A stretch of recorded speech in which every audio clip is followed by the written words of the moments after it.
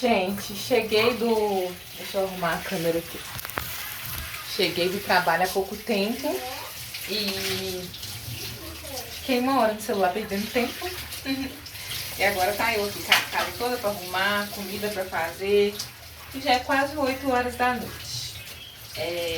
Quando eu tenho que buscar os meninos na casa da minha mãe, demora mais porque eu tenho que passar na minha mãe. Aí eu tenho que esperar os meninos se organizar, pra, né, tirar o pé do chão, pra sair, pegar o material, arrumar o pequeno, pra subir, né? A sorte que eu vou de carro, né? Mas, tem todo um processo. Então, assim, do momento que eu chego em casa, até... Eu chego na casa da minha mãe pra buscar as crianças, até o momento que eu chego em casa, é um processo meio extenso. E o que acontece? Bom, eu fiz esse vídeo pra falar com vocês o quanto é gostoso ser assistente social. Ai, gente. Eu não sei se eu vou conseguir gravar esse vídeo, porque eu não sei vocês, mas quando eu começo a arrumar a casa, eu fico numa fúria. Por que eu fico numa fúria? Porque tem coisa que se eu não fizer, ninguém faz. Ninguém. Isso é muito estressante pra quem é mulher. Porque assim, esse pano que tá aqui babando na pia, eu sei que se eu não lavar e estender, ninguém vai fazer isso. Ele vai ficar aqui apodrecendo, até eu jogar fora e pegar outro. A área de lavar roupa, se eu não pegar e organizar, ninguém vai organizar. Porque assim, tem um neném na casa. Então assim, meu marido mesmo não dá, homem não dá conta de cuidar de neném e de casa ao mesmo tempo. Eles dão conta assim, de fazer o básico, lavar uma louça, fazer uma comida, assim, pedindo ajuda dos mais novos ainda. A gente não, a gente que é mulher, a gente tem que se virar. Tem que se virar. Eu quando eu tô sozinha em casa, eu tenho que me virar. E assim, não sei, eu particularmente, eu tenho uma dificuldade com foco. Eu tenho que fazer comida. Mas aí eu começo a olhar pra esse fogão que, olha, fora que a comida não foi guardada. E aí eu não sei se tá azeda, sabe? Aí. Um monte de resto de comida aqui que eu tenho que jogar fora. Eu não consigo fazer comida no meio de casa bagunçada. Hoje a janta sai 10 horas da noite. E assim, eu fico muito cansada, muito sobrecarregada. Sabe? No outro vídeo eu tinha falado que meu sonho se tornou fazer psicologia. Cara, como que faz? Não tem como, gente. Como que você chega do serviço e vai pra faculdade com essa confusão aqui, sabendo que se você não fizer, ninguém vai fazer. Esse fogão tá uma imundícia. Acabei de mostrar. Se eu não limpar, ninguém vai limpar, porque ninguém vai se estressar com a bagunça da casa. É só a mulher que se estressa, gente, é impressionante. E o homem ainda às vezes leva mérito. Porque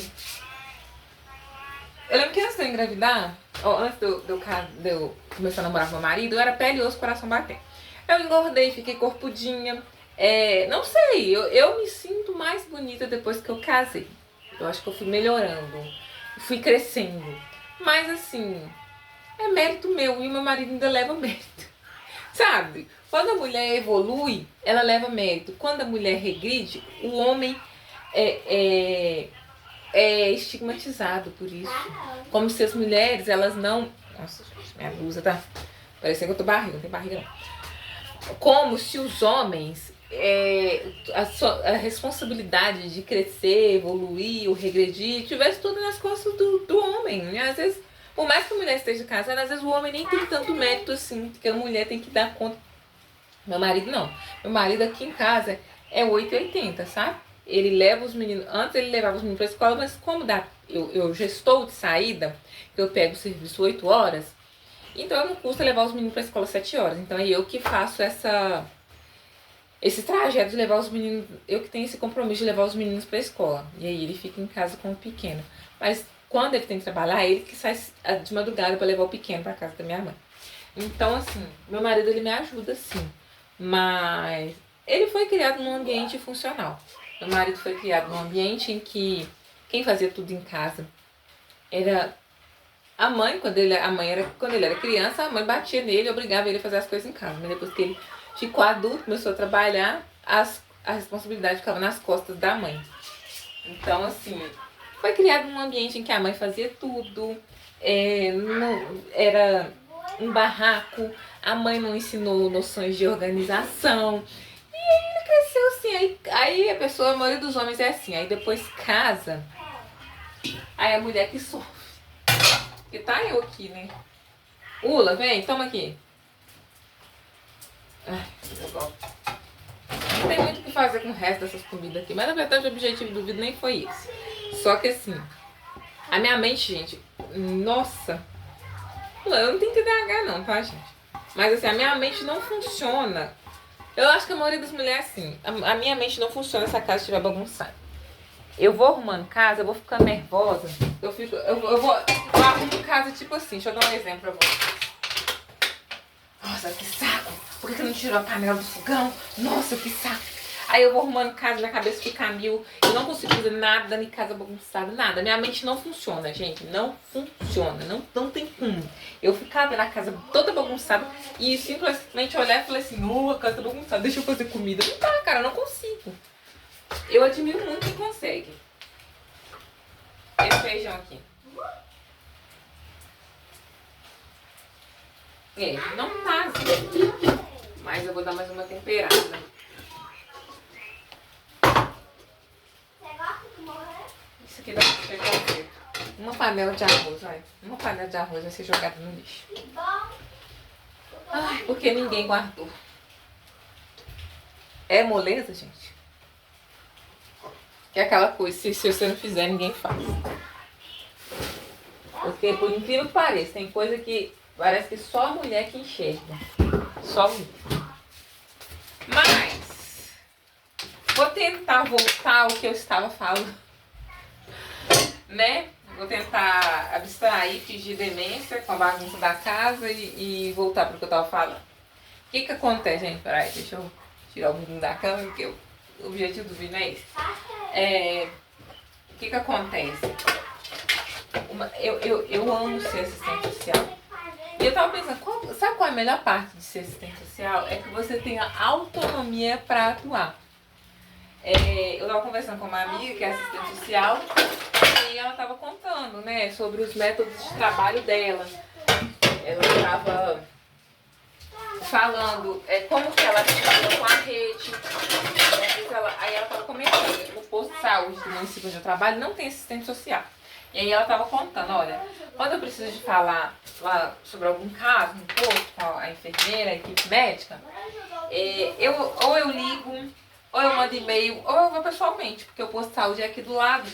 Então, assim, a gente tem autonomia para articular com os atores da rede social, para escolher os nossos métodos de trabalho. E eu acho o máximo isso. Porque, assim, nem sempre o carro está à nossa disposição, por exemplo.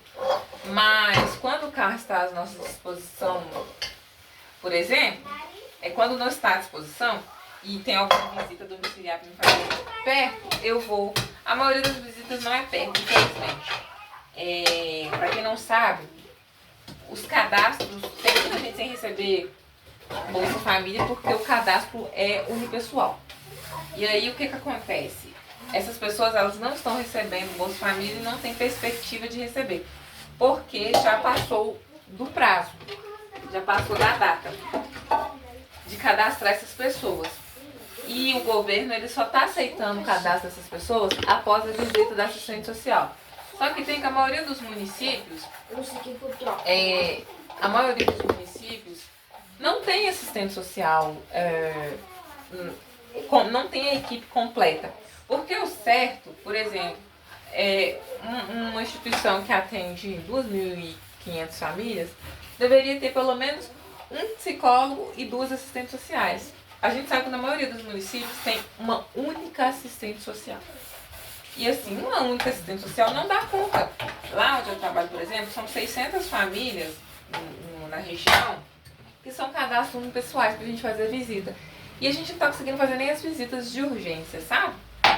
Então, assim, é complicado. Mas a nossa autonomia profissional, desde que não infringe o nosso código de ética, eu acho que é a melhor parte do nosso trabalho. porque o nosso código de ética nos resguarda, né? A Lei 86, Lei 869, esqueci, gente. A Lei Orgânica da Assistência Social também nos resguarda quanto a essa autonomia e graças a Deus, devido a isso, a gente pode ficar à vontade para não aceitar interferências tanto de terceiros quanto da chefia, né? Na hora de escolher os nossos métodos de trabalho. Enfim, gente, eu só queria pontuar isso com vocês. Tem muito tempo que eu não gravo vídeo. Tem algum tempinho que eu estou trabalhando como assistente social.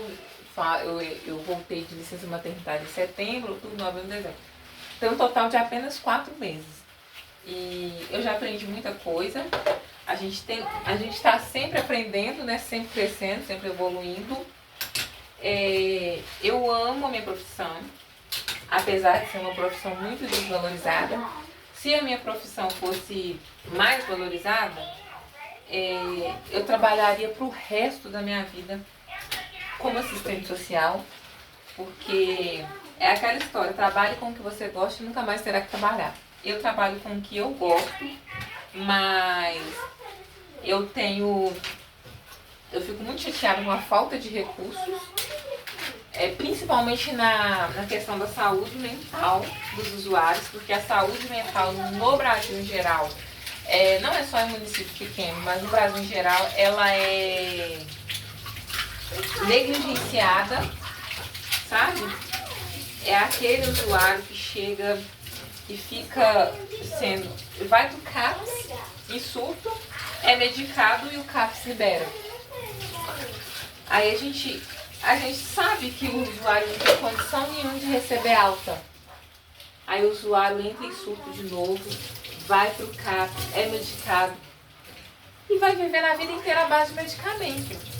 E a gente sabe que não tem perspectiva nenhuma de melhora, porque não trata o problema, né?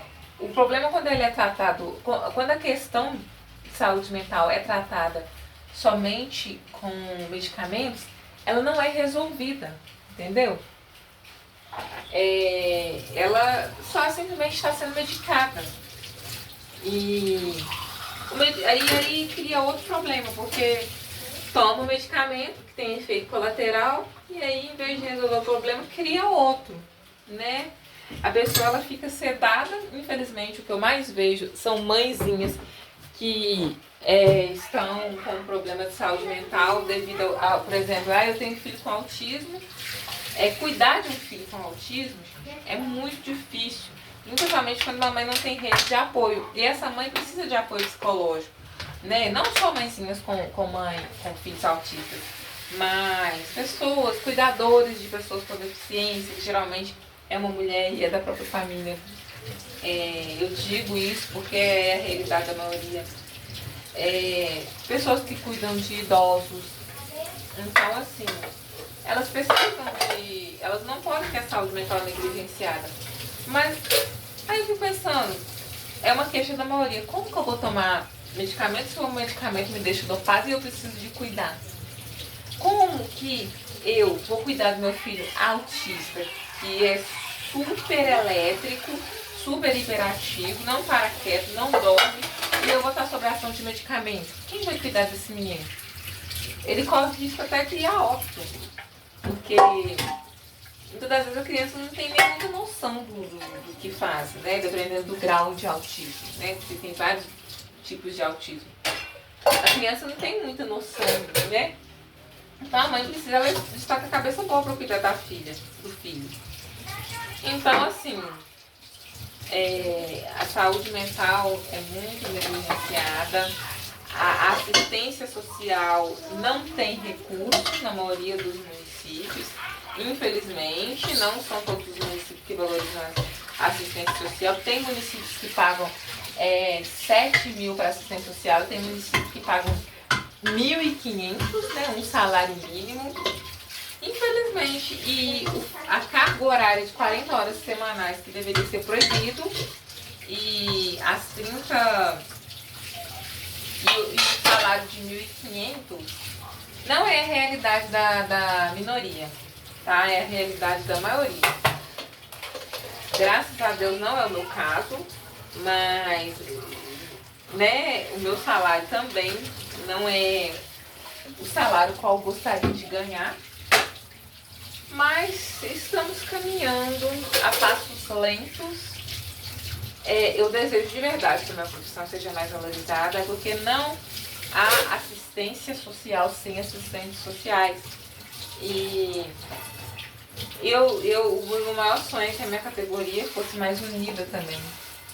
Porque, infelizmente, quem